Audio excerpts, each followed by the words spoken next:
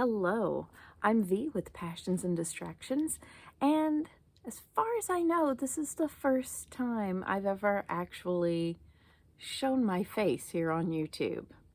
This is a terrifying moment for you, isn't it? It's gonna be okay. Clearly, you can see that this isn't a thirst trap. So, you're probably wondering why I have gathered you here this evening in my craft basement. One of you is a murderer. Okay, that's also probably not accurate.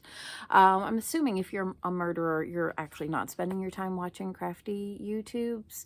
I'm assuming you're out burying bodies, creating alibis, that sort of thing. Different kind of lifestyle from what I talk about here. Nope, I am actually here to talk about a new challenge that I'm issuing myself.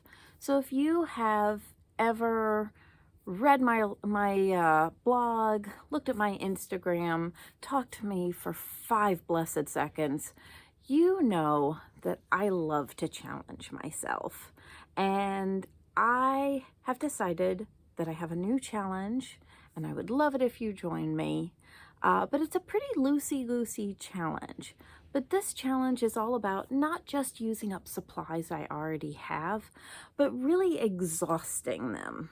So this idea is not original to me. My amazing friend Karen at Misplaced Mojo had actually talked about this idea last year. She said she wanted to take a stamp set and try to make sure that she's making 3 to 5 cards out of it. Well, I had thought about that idea, and I gave it what I hope is my own unique twist. You see, I'm working on building up my card stash some more with a plan that I have in the future of, trying to mail out more cards. But I really wanted to be considered about the kinds of cards that I was creating. And when I thought about it, I decided that there are 5 basic kinds of cards that I really wanted to have in my stash. Now, the first one is probably pretty obvious. A birthday card. Birthdays are always popping up. Happens at least once a year, doesn't it?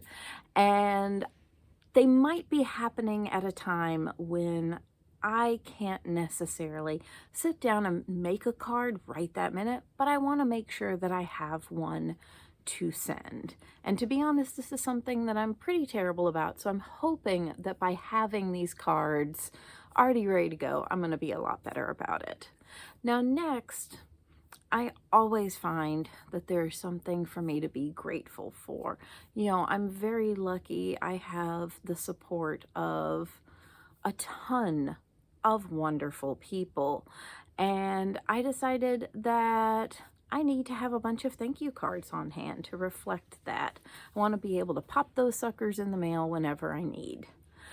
Now after that, sometimes I just want to say hi or that I'm thinking of someone. So of course, just some basic hello, thinking of you cards. Now thinking of you cards can really go either way. Like, yes, I'm thinking of you, I just wanted you to know, or I'm thinking of you because you're going through something difficult. So there's a couple of different ways that we can take that. Next, of course, congratulations. There's always, once again, like gratitude, there's always something to celebrate. So I wanted to make sure that I had some congratulations ready to go before the moment has cooled too long.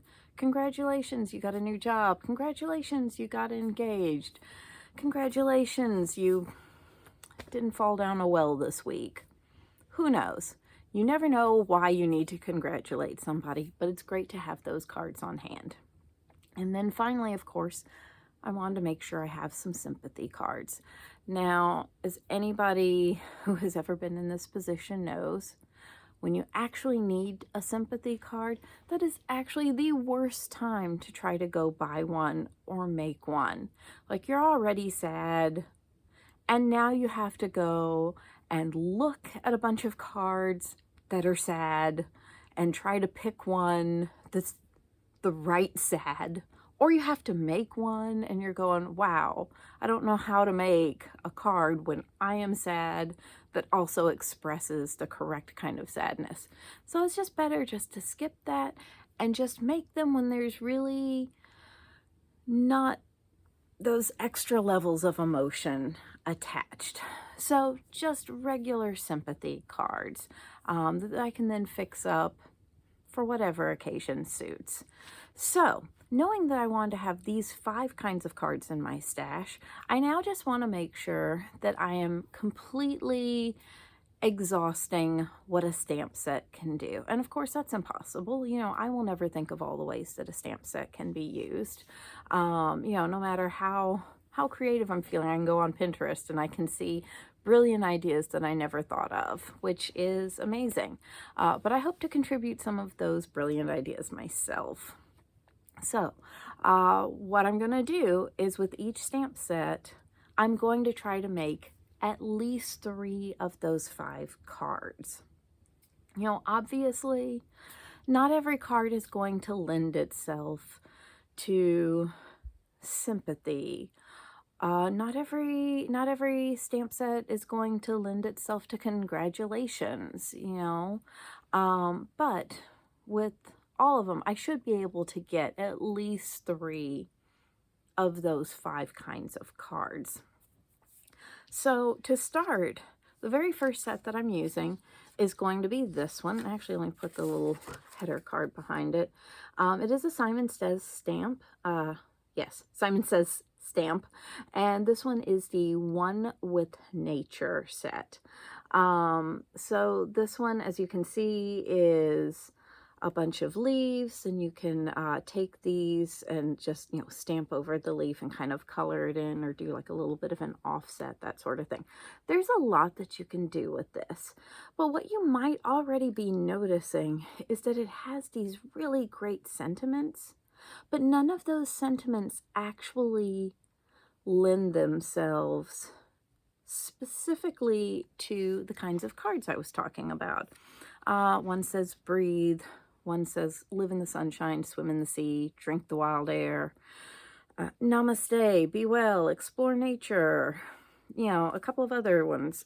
These are all lovely, but they don't actually scream birthday, congratulations, hello.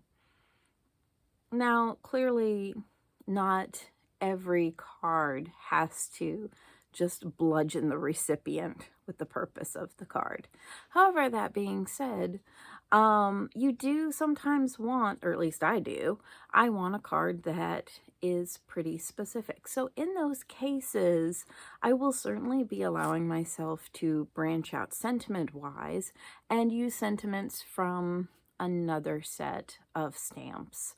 I have several that are very sentiment heavy, or are completely sentiment focused, and I have no shame using those.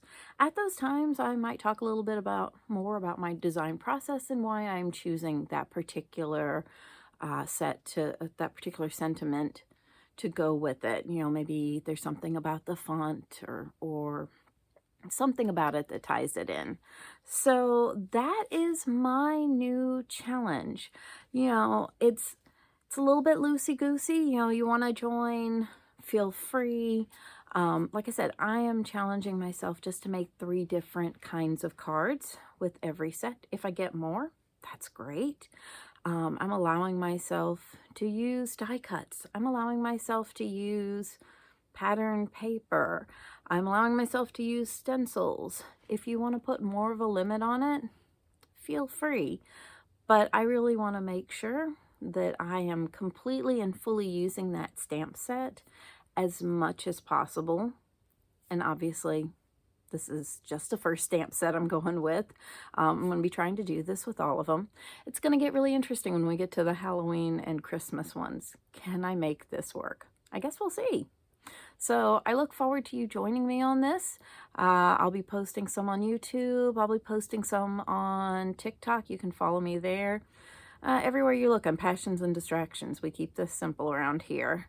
So I look forward to you joining me. And if you have any suggestions of further cards that you think I need to have in the stash, or maybe some sort of constraints that I should be putting on myself, just to make this challenge a little bit more challenging, let me know in the comments.